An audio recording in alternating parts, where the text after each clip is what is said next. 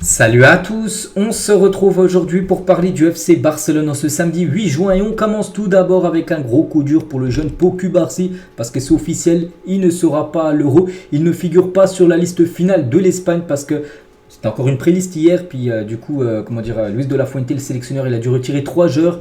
Et dans ces 3 joueurs, Pau Cubarsí fait partie des 3 joueurs enlevés. Donc, parce qu'en gros, chaque sélection elle doit convoquer 26 joueurs, il y en avait 29. Donc en gros, Pau Cubarsí retiré. Et du coup, bien sûr, on pense qu'il doit être très déçu, bien évidemment. Donc tout le monde est un peu surpris comme du côté de l'Espagne. Donc l'équipe espagnole est très surprise par l'exclusion de Pau Cubarsí. Donc Pau Cubarsí s'est bien comporté à l'entraînement. Les joueurs ont supposé que Cubarsí serait dans le groupe. Ils sont incapables de le comprendre, de comprendre pourquoi Luis de la Fuente en gros, retirer ce joueur, contrairement à un autre joueur. Bon, après, voilà, Luis de la Fuente, c'est lui le sélectionneur, il fait ce qu'il veut, il fait ses choix.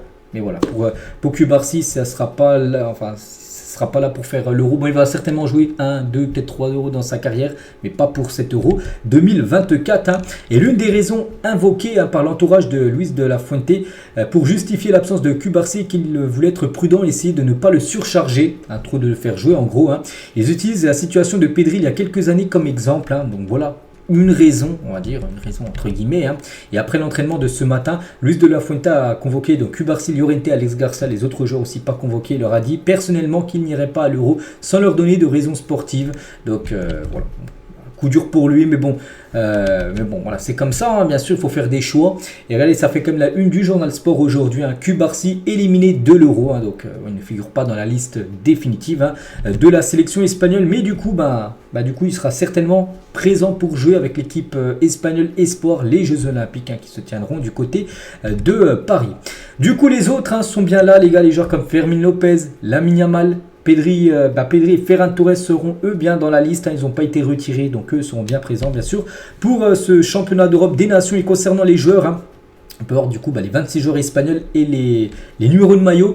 Donc nous, ce qui nous intéresse, c'est les joueurs du Barça. Ferran Torres, ça sera le 11. Lamine Yamal, ça sera le 19. Pedri, ça sera le numéro 20. Et Fermín López, ça sera le numéro 25 dans le dos. Si vous voulez vous faire floquer par exemple le maillot de l'Espagne avec le numéro de maillot, ça sera ça. C'est les numéros de maillot officiels. On continue bien sûr. Il n'y a pas que des joueurs du Barça qui évoluent en Espagne. Il y a aussi d'autres nations comme les Allemands. Et hier, il y en a qui ont joué. Tiens, Lewandowski, il a joué contre l'Ukraine. Et Ter Stegen et Gundogan ont joué avec l'Allemagne contre la Grèce. Tout d'abord, Lewandowski, ils ont gagné 3-1. Alors, Pologne contre l'Ukraine. Donc, félicitations à Lewandowski. C'était son dernier match de préparation avant d'affronter. Ça sera les Pays-Bas lors du premier match pour eux. Ça sera Lewandowski contre Frenkie de Jong s'il est présent, bien sûr, de Jong lors de cette rencontre. Et Gundogan qui a joué hier lors du match contre contre la Grèce où ils ont gagné 2-1. Voilà, on peut voir tout ce qu'il a fait. Il a joué 68 minutes, il a commencé titulaire bien sûr. Donc on peut voir les passes touchées, les ballons, les tirs, les duels gagnés. Donc 3 duels fait et 2 gagnés pour le match de Gundogan contre l'équipe grecque. Aujourd'hui au programme, pas mal de joueurs aussi du Barça jouent, donc les joueurs du Barça en action internationale aujourd'hui. Donc Cancelo et Félix contre la Croatie, il y a Portugal-Croatie aujourd'hui. Christensen contre la Norvège avec le Danemark. Et Lamine Yamal, Ferran Torres, Pedri, Fermín López contre l'Irlande du Nord lors de Espagne-Irlande du Nord ce soir à 21h30. Donc voilà, c'est une bonne chance bien sûr à tous les joueurs du Barça. Et vu que les listes pour l'Euro sont définitives, du coup on va faire le point sur tous les joueurs du Barça lors de l'Euro. Donc du côté de l'Allemagne, 2 joueurs, bien sûr Gundogan et Ter Stegen. Du côté de l'équipe de France, Jules Koundé. Du côté du Danemark, Christensen. Du côté des Pays-Bas, Frenkie de Jong. Du côté de la Pologne, Lewandowski. Du côté du Portugal, Félix et Cancelo. Et du côté de l'Espagne, il y a le plus de joueurs, comme je dis, Ferran. Il y a également Fermín López, Pedri et Lamine Yamal. Voilà, tous ces joueurs seront présents, on peut dire, lors de l'Euro. Il y a également les joueurs qui joueront bien sûr la Copa América, comme par exemple Rafinha ou même Araujo. On continue, on va parler un peu mercato. Le Bayern Munich n'a reçu aucune offre d'aucun club pour Kimmich. On sait que le Barça, on a parlé, en plus il a déjà fait quelques fois, 2 ou 3 fois les unes des journaux, on peut dire catalans, là sur ces derniers jours, Kimmich par rapport peut-être une arrivée. Donc pour l'instant, le Bayern a reçu officiellement 0 offre. De la part d'un club pour Kimmich. Donc il y a peut-être des renseignements, mais pour l'instant une offre officielle toujours pas parvenue sur le bureau, on peut dire, du Bayern. Le Barça Athletic, donc l'équipe B de Rafa Marquez, n'est qu'à un match de se qualifier pour la finale de la promotion en 2e division espagnole. Ils affronteront l'UD Ibiza, Johan Cruyff enfin le stade demain. Donc voilà, je crois qu'ils ont gagné en plus le match aller 2-1 à Ibiza. Donc là c'est le match retour, ça se joue sur match aller, match retour. Et s'ils gagnent demain, ils seraient pour la finale de promotion. En gros, après ils joueront un match sec pour potentiellement monter en deuxième division espagnole. Ce serait quand même incroyable pour l'équipe B. Donc on leur souhaite bonne chance. On parlera bien sûr du résultat de cette équipe. Le Barça vendra au moins 2 des défenseurs centraux de l'équipe cet été. Donc voilà, on sait qui partira entre cette liste de joueurs. Je ne sais pas. C'est que moi souvent j'ai dit Araujo. Moi je le verrais bien partir parce que c'est peut-être le joueur qui coûte le plus cher là sur la liste. Il y a Poku Barsi aussi qui doit coûter cher vu qu'il est tout jeune puis vu ce qu'il a montré. Mais voilà, je pense que Poku Barsi c'est un joueur pour le présent et pour le futur. Araujo il peut être vendu, j'en sais rien, mais voilà, au moins 2 joueurs pourraient partir les gars. Peut-être Araujo et je partirai aussi sur Jules Koundé qui intéresse des clubs. Je parlerai juste après du club qui est intéressé par lui. Les 3 maillots de joueurs masculins les plus vendus lors du mois de mai. Lamine Yamal numéro 1, c'est le maillot qui s'est le plus vendu avec Lewandowski numéro 2 et Poku Barsi le nom en flocage qui c'est le 3e plus vendu lors du mois de mai. Et regardez le top 5 des joueurs les plus précieux, c'est-à-dire les joueurs qui coûtent le plus cher du côté du Barça. Sans surprise, Lamine Yamal en tête, mais au même niveau que Gavi, 90 millions d'euros. Donc Pedri 80, De Jong c'est 70, pareil que pour Araujo. Donc voilà, le top 5 des joueurs qui coûtent le plus cher. Laporta est en colère, il accepte les critiques, mais les considère comme disproportionnées. Il pense que certains cherchent à lui faire du mal et sa colère est plus que significative lorsqu'il y a des gens qui demandent une motion de censure à mi-mandat. À mi-mandat, ça veut dire en gros, il y en a qui aimeraient son départ tout simplement, voilà, de la présidence du Barça. Et il n'aime pas trop ça, bien sûr. Lui, il préférait être aimé par tout le monde, mais on sait que voilà, c'est toujours compliqué, bien sûr.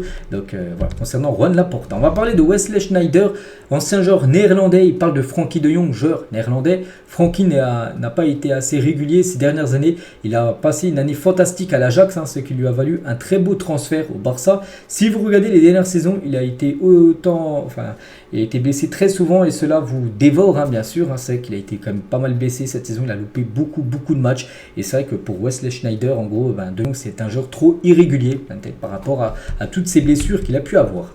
Gundogan ne quittera pas le Barça cet été. Il veut rester au moins jusqu'en 2025. Date à laquelle son contrat expire, ça qu'il ne lui reste plus qu'un an de contrat. Bon, peut-être dans l'année là qui va suivre, peut-être le Barça trouvera une prolongation avec Gundogan, voilà, ça se peut. Mais c'est que lui au moins aimerait aller jusqu'à l'été 2025 du côté du Barça. Peut-être après peut-être 1-2 années de plus. Si encore il répond présent, on peut dire Gundogan. Concernant Koundé, vous avez dit peut-être qu'il pourrait être vendu, les gars, est un défenseur central que l'équipe de Al Ittihad, cette équipe en Arabie Saoudite, très intéressée par Jules Koundé. Donc ils le considèrent qu'il pourrait bien s'adapter à la ligue professionnelle saoudienne. Voilà, ils aimeraient tout simplement le recruter. On sait que c'est un club saoudien, un club qui a beaucoup d'argent. Et j'en sais rien, ils proposent 80-90 millions d'euros, imaginez, sur Jules Koundé. Je pense que la plupart, même le club vendrait Jules Koundé, donc affaire à suivre. Donc comme je l'ai dit, il y a des défenseurs, au moins 2 défenseurs qui devraient partir, et peut-être Jules Koundé pour en faire partie. Rafa Marquez renouvellera son contrat avec le Barça Athletic pour une saison supplémentaire, surtout que là ils font une belle saison, comme j'ai dit. Demain ils jouent le match de barrage, là, et ils peuvent peut-être monter en deuxième division espagnole, donc c'est pour ça qu'il va être du bon taf et il va rester une année de plus. Rafa Marquez en prolongeant son contrat. Des nouvelles cannes d'un certain Léo Messi, légende au club. Donc Coupe du Monde 2026, il a dit: cela dépend de ce que je ressens, de mon état physique et d'être réaliste avec moi-même. Savoir si je suis capable de rivaliser, d'aider mes coéquipiers, savoir comment je suis physiquement. Il reste encore beaucoup de temps avant cette Coupe du Monde.